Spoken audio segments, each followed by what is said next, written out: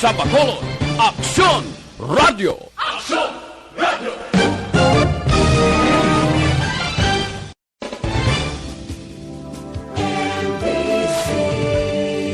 Manila Broadcasting Company. Sa balita, komentaryo, isyu, serbisyo publiko. Aksyon Radio! Sa Bacolod, Aksyon Radio! Aksyon Radio! Action Reports, second portion. Di kalidad, kag madalong ng mga analisis sa pinakainit na balita sa bilog na probinsya kag nasyon. Action Reports, second portion. Patas kag balanse na komentaryo sa mga issues kag mga balita nga nagaapekto sa mga pumuluyo sa adlaw-adlaw nga tanan. Action Reports, second portion. Upod sa veterano kag respetado nga komentarista, Action Fred Salanga. Karon nga adlaw Huwebes pitsa 15 na bulan sang Oktubre tuig 2020. Uy, 71 ka adlaw na lang ang nabilin. Pasko na, 78 diyas na lang. Saylo na kita sa tuig 2021. Anano ang mga balita kabagaisyo nga talakayon karon nga adlaw. Sa katapusan nga kahigayunan, suliton ko ini. Ang sulit ang papremyo sa Aksyon Radio Bacolod. Sa tanan nga naulihi pamati, paapas ka mo. Gusto mo makabaton sang 500 pesos nga cash? Gusto mo makabaton ayuda? Sining Vermont? Ariay, pamati, basi ikaw na ang isa nga magadaog sang 500 nga cash kada adlaw. Ang Aksyon Radio Bacolod adlaw-adlaw magapanagtag sang sap sa tanan nga maukod nga tagpalamati. Sulit ang papremyo sa Aksyon Radio Bacolod. Sinong makaintra? Pamati kamo maayo. Tanan nga pumuluyo sang syudad sa Bacolod, ilabi na ang maukod nga tagpalamati sang Aksyon Radio Bacolod pinaagi sa Transistor Radio. Paano ka makaintra? Nagsugod ini, buwas o kon kahapon pa, Oktubre 14, Miyerkules nga adlaw, magabaton ang Aksyon Radio Bacolod sang mga entry paagi sa text. Ipadala sa numero 0963-219-8066 ang masunod. Ngalan mo, edad mo, address mo, contact number. Kompletohon ang detalye nga ginapangayo agod ma-validate ang imo entry. Adlaw-adlaw magpamati sa mga programa sang Aksyon Radio Bacolod. Importante ini nga paano may balaan ang tagdaog sa kada adlaw magarapol sang mga tagdaog on air ang Aksyon Radio Bacolod. Amo silingon ipalayag ini sa kanginan. So importante nga nagamonitor ikaw. Siguraduhon nga nagamonitor ka sa Aksyon Radio Bacolod. Pagkatapos kilalahon mo ang programa sa oras ng pagtawag, kag kilalahon mo kung sinong nagapungko o kung angkor o kung reporter sa Aksyon Radio. Are, importante man. Kung hindi ka makasabat sa sulod sa 3 katawag, amot silingon mabunutan ngalan mo, tawagan ka. Wala ka makasabat, ikadua, wala ka gyapon makasabat, ikatatlo, wala ka gyapon makasabat. Magabunot ang Aksyon Radio Bacolod sang panibag-o nga tagdaog. Amo nang importante pamati kagid sa Aksyon Radio pagtawag, sabat kadayon. Paano mo makuha ang premyo mo? Ipadala ang 500 cash pinaagi sa Remittance Center. Maklaim ang premyo isa kadlaw matapos malawagan kag nakumpirmar ang entry. Saan kita magarapol? Magasugod sa pagmanagtag sa ngayuda ang Aksyon Radio Bacolod sa Oktubre 19, Lunes nga adlaw. Okay, reglado ha. Basta sigurado, kuhang-kuha nyo na. No? Ang mga pila ka mga pagsulundan para nga makakinintos ka kada adlaw. Klaro na? Aksyon Radio Philippine Standard Time, las 6:40. Mabalik kami pagkatapos ini.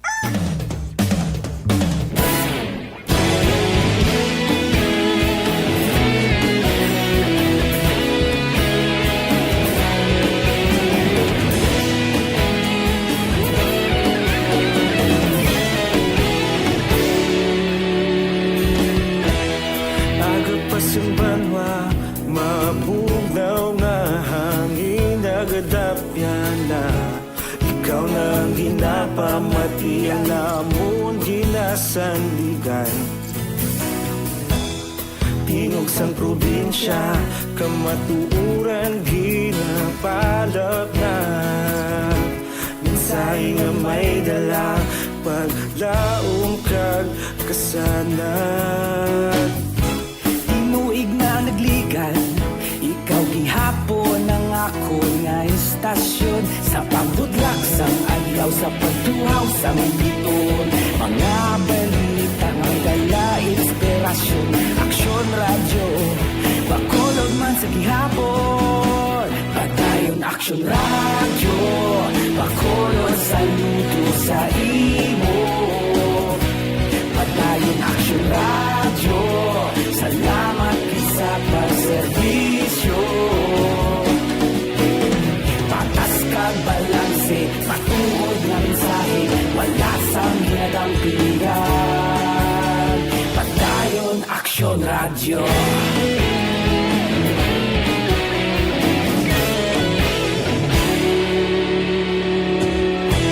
Pagkulunod kag negrosanon, inyong nga pamatian.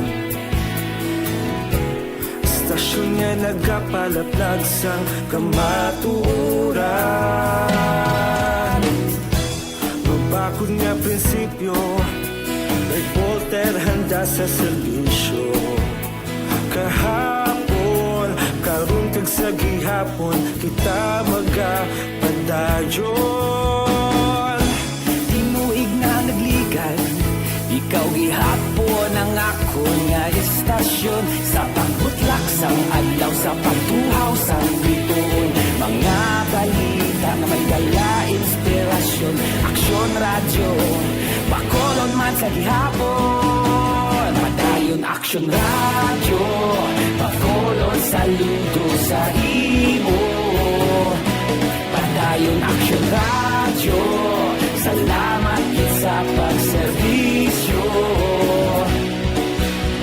Patas kag balanse, matuod nga mensahe, wala sa ginadampigan. Padayon aksyon radyo. Una sa balita, una sa aksyon, sa Bacolod Aksyon Radio. Una sa balita, una sa aksyon, sa Bacolod Aksyon Radio. Kaulog na na'y sagsang ang mga kalintangan. Responsable na pagbalita, pagdahin na ipalak na. Malasig pero sigurado, aksyon na may dalagang palangga.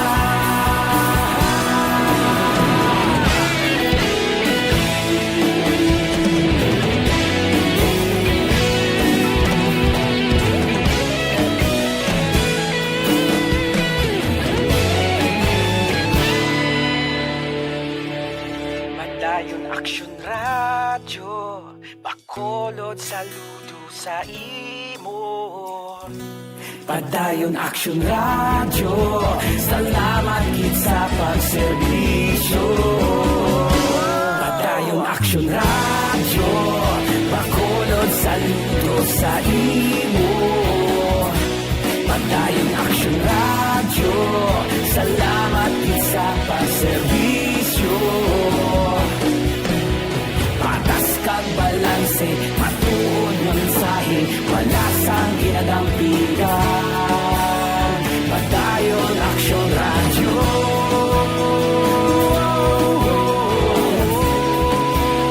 Padayon aksyon radyo.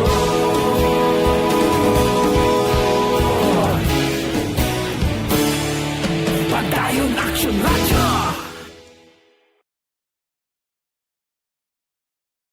Tinatawag nilang new normal ang mga aksyong nakasentro sa pagpapahalaga sa kalusugan. Ginagawa natin ang new normal behaviors na ito ngayon upang makaiwas sa COVID-19.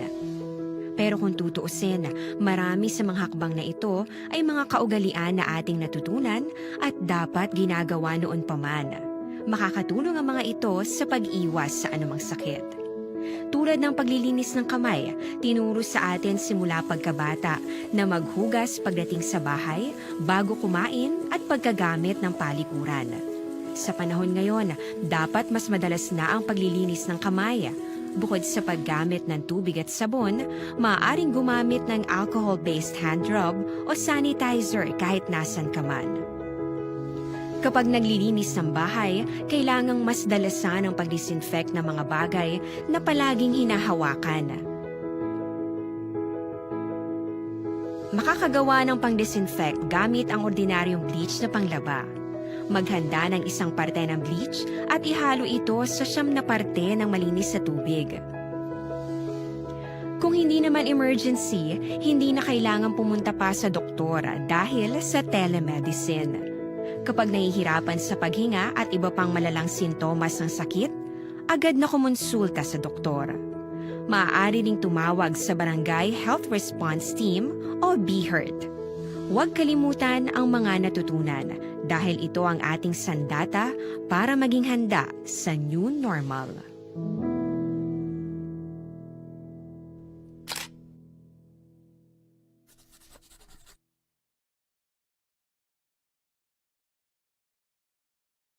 Tinatawag nilang new normal ang mga aksyong nakasentro sa pagpapahalaga sa kalusugan. Ginagawa natin ang new normal behaviors na ito ngayon upang makaiwas sa COVID-19. Pero kung tutuusin, marami sa mga hakbang na ito ay mga kaugalian na ating natutunan at dapat ginagawa noon pa man. Makakatulong ang mga ito sa pag-iwas sa anumang sakit. Tulad ng paglilinis ng kamay, tinuro sa atin simula pagkabata na maghugas pagdating sa bahay, bago kumain at pagkagamit ng palikuran. Sa panahon ngayon, dapat mas madalas na ang paglilinis ng kamay. Bukod sa paggamit ng tubig at sabon, maaaring gumamit ng alcohol-based hand rub. Niho, daw nagilisugot ang kabinete. Mangod daw, hindi nagid maintindihan. Ang ekonomiya, gasarurot nga gasarurot lang, daw gapunga-punga na. Amo ini, nga ang suwestyon karon ipatuman ang korpyo, idugon jutay. Kay masyado kalipot mong alas 10, tubtub alas 4. Ti ang ginapungkuan subong nga ginamitingan, imoon alas 12, tubtub alas 4 sang kaagahon. Para nga bisan paano, matugutan man ang mga negosyante nga makaganar-ganar man.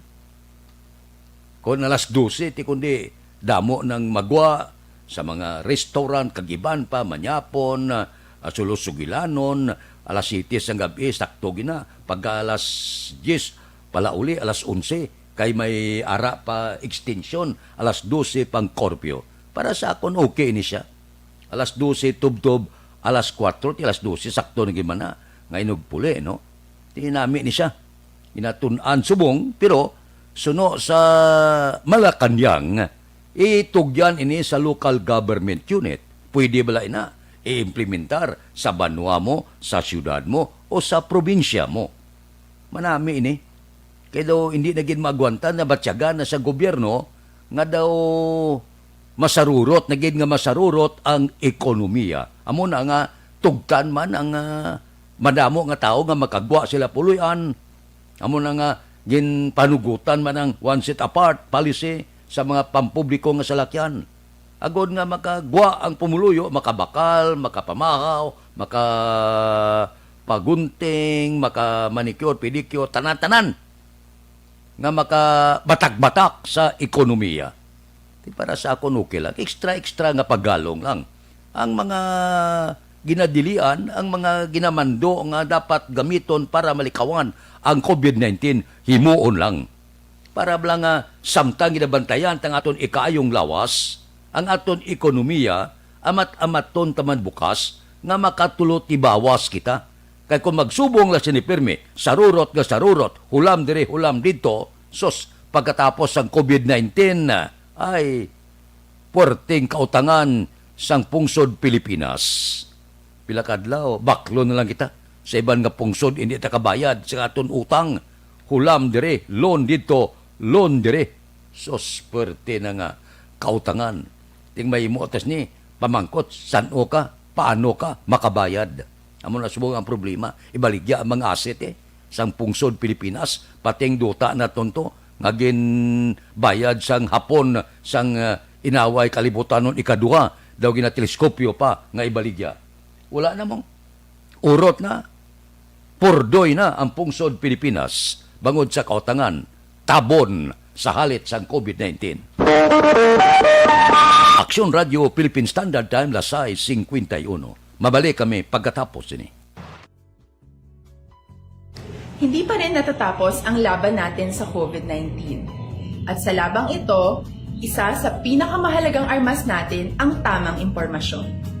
Importanteng maalam tayo kung paano ba natin mababawasan ang tsansang mahawaan tayo ng COVID-19. Pero, ano nga ba ang alam natin ngayon tungkol sa pagkalat ng COVID-19? Base sa kasalukuyang pag-aaral, ang COVID-19 ay sumasama sa droplets sa tuwing may umuubo, bumabahing, kumakain, nagsasalita, o kahit sa paghinga. Kadalasan, hindi natin namamalayan ang pagtalsik ng mga droplets na ito dahil hindi sila nakikita. Ano naman ang magagawa natin para maibaba ang exposure natin o tsansang magka-COVID? Kailangan nating maibaba ang exposure mula sa virus tuwing nakikipagsalamuha tayo sa iba. Isa sa pinakamainam na tool ang face mask upang mabawasan ang ating exposure at ang pagkalat ng COVID-19. Kaya naman, face mask ang bida topic natin for today. Binabawasan ng mask ang tsansang makahawa at makapanghawa tayo sa ibang tao. Ayon sa current studies, kaya nitong bawasan ang ating risk of infection ng 67%. Ngayon, napakadami ng face mask na available para sa atin. Ika nga options, options, options. So, how do you get to decide which one to use? I-ready ang inyong mga phone at i-screenshot ang mga comparison na ito ng iba't ibang mask.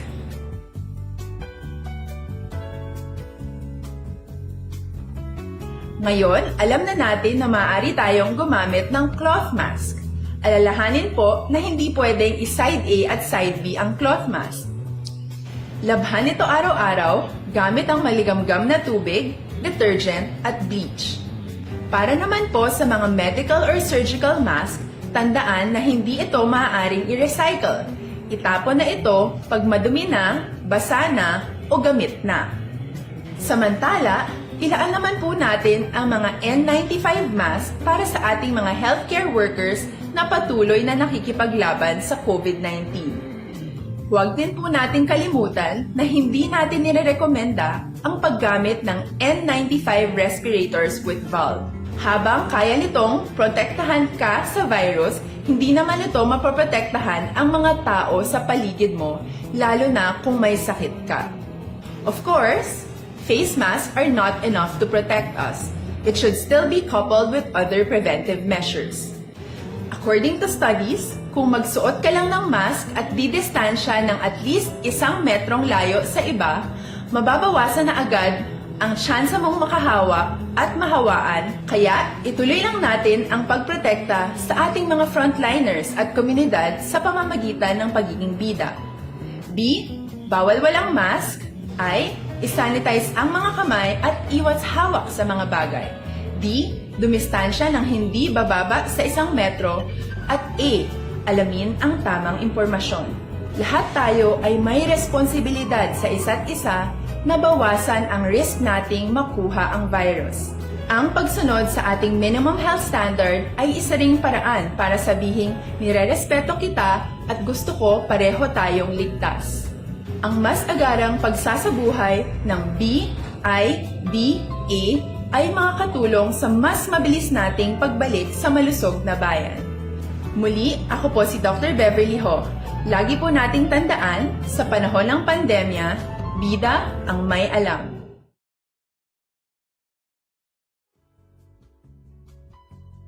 Hindi pa rin natatapos ang laban natin sa COVID-19. At sa labang ito, isa sa pinakamahalagang armas natin ang tamang impormasyon. Importanteng maalam tayo kung paano ba natin mababawasan ang tsansang mahawaan tayo ng COVID-19. Pero, ano nga ba ang alam natin ngayon tungkol sa pagkalat ng COVID-19? Base sa kasalukuyang pag-aaral, ang COVID-19 ay sumasama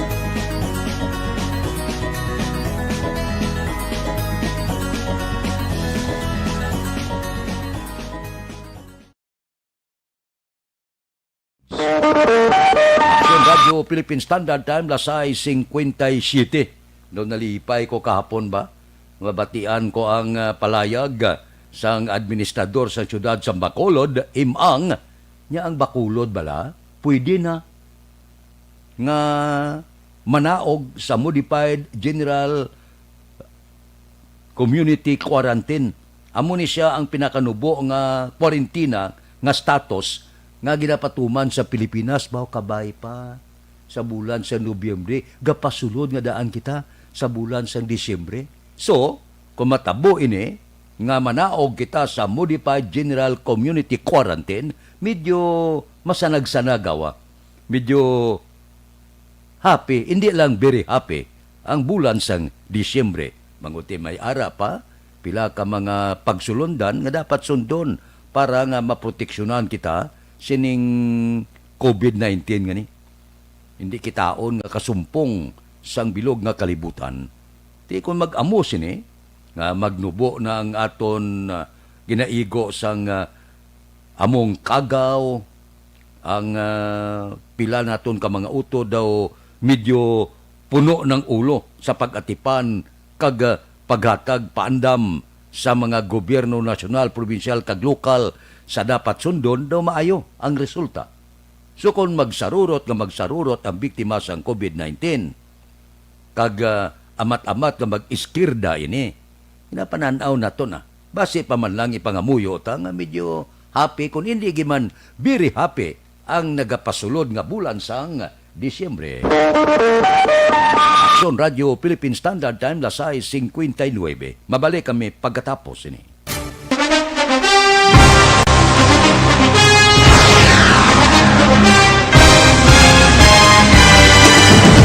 Mga balita nga una nabatian, mga impormasyon nga nakaapekto sa pagpangabuhi sang tanan, drama nga naghatag kabuhi sa istorya sang paglaom, paghigugma kag pagpasimpalan, serbisyo nga makatalandog balatyagon kag nagbunga sang pagsanyog, istasyon sang tanan sa sulod na sang 51 ka tuig, istasyon nga hindi kamo pagkalipatan. Pito ka mga kongresista, isa ka gobernador, ang araw sa nagkulist, sampedaya, din pamangkot to nagligad para pamaninga linaw wagay sa ngalan Huraton naman nga maglapit na lang ang eleksyon pagwa. Sakit lang ko guys, nga katapos ang media nga mag-report lang sa senaryo, kadisan mahatagan kamo tsansa nga makapalayag sa inyo hibubunot batok sa pulis. Jaya kontra Wala niya tsansa mo, nagpasarhag na ang kamera, wala ang ila counterpart sa Senado, nagpabungol-bungol. Kamuda daw pinagusto lang sa kamera, insulto sa Senado. Una sa balita, una sa aksyon, Sabado, Aksyon Radio.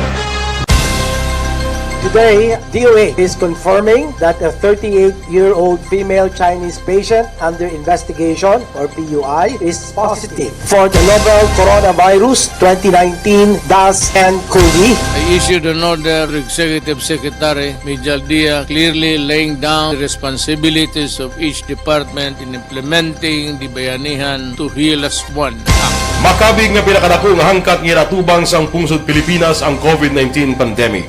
Tanan nga sektor ang apektado. Tanan nga kinahanglan sang pagtamod kag nagakaigo nga pagserbisyo.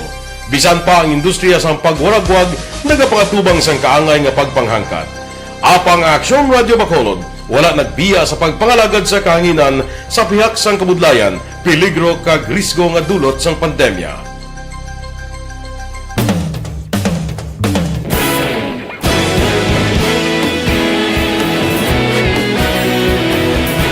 Sa sunod na sang 51 katuig, nasaksihan ang dedikasyon sa Aksyon Radio Bacolod sa pagdulong sa mga balita kag impormasyon para sa interes sang mga pumuluyo. Pila na ka henerasyon ang nag-agi, komitido sa gihapon ang Aksyon Radio Bacolod nga mag-alagad sa kahanginan nga tampad, wala sang ginadampigan kag ginahalungan ang kamatuuran. Sa tuwa sang mainit nga away sa politika, ang istasyon nagapabilin na nga patas sa pagtalakay sa mga isyu kag problema. Bilang tagbantay sa kamatuuran, ginatagan sa importansya ang tawhanon nga kinamatarong kag nagakaigo nga proseso agud mawaragwag sang husto ang balita kag malikawan ang paglaptas sang sala nga impormasyon. Sa pagluntad sang kalamidad, gindulong sa inyo ang sitwasyon sa palibot kag padayon nga nagahatag sang pahanundom agud maluwas ang kaugalingon, ang pamilya, kalakip na ang tanan nga kaaksyon. Sa tion sang kasubo, nanari-sari nga mga matahom nga drama ang nagalingaw sa inyo. Ang inyo reklamo amon ginpamatian kag ginhatagan sang aksyon. Padayon ang reforma sa serbisyo ang ginahimo sa Aksyon Radio Bacolod agud madulong ang balita sa diin ka man nga bahin sang kalibutan. Ang Aksyon Radio Bacolod nagapanguna sa kadamuon sang online engagement sa Isla sang Negros. Ang Facebook followers sa istasyon ang nagdangat na sa masobra tunga sa milyon. Bacolod kag Negros anon inyong pamatian. Stasyon nga nagapalaplag sang kamatuuran. Humalin sa tutubtub subong, nagapanguna sa gihapon sa balita, serbisyo publiko kag kalingawan ang Aksyon Radio. Napili bilang finalist sa UP Broadsox Choice for Gandingan ng Katarungan sang Gandingan Awards 2020 ang Aksyon Radio Bacolod. Naghakot man sang pagpasidungog ang makatapo kag programa sa Aksyon Radio Bacolod sa Tingog kag Handurawan Awards 2020. Ang tanan nga kadalagan nga naangkon sa Aksyon Radio Bacolod sa masobra 5 ka dekada ang nagapatimaan lamang sang padayon nga pagsalig sa mga pumuluyo sa radyo nga nangin kabahin na sa ila matag adlaw nga pagpangabuhi.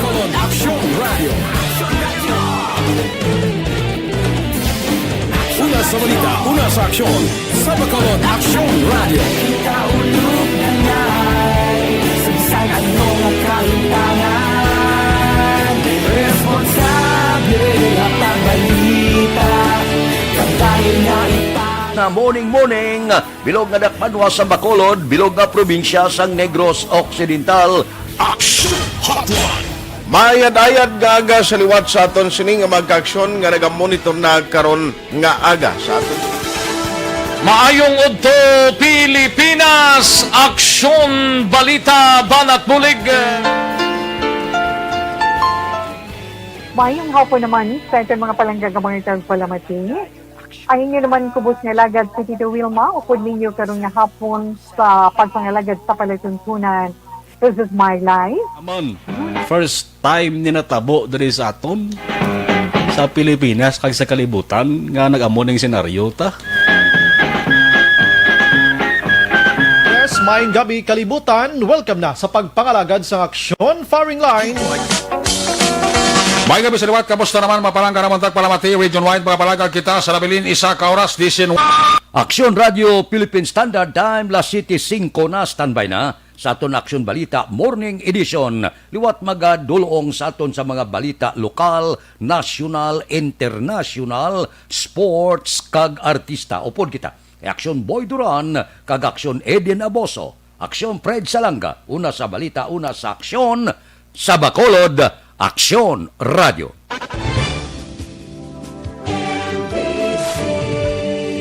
Manila,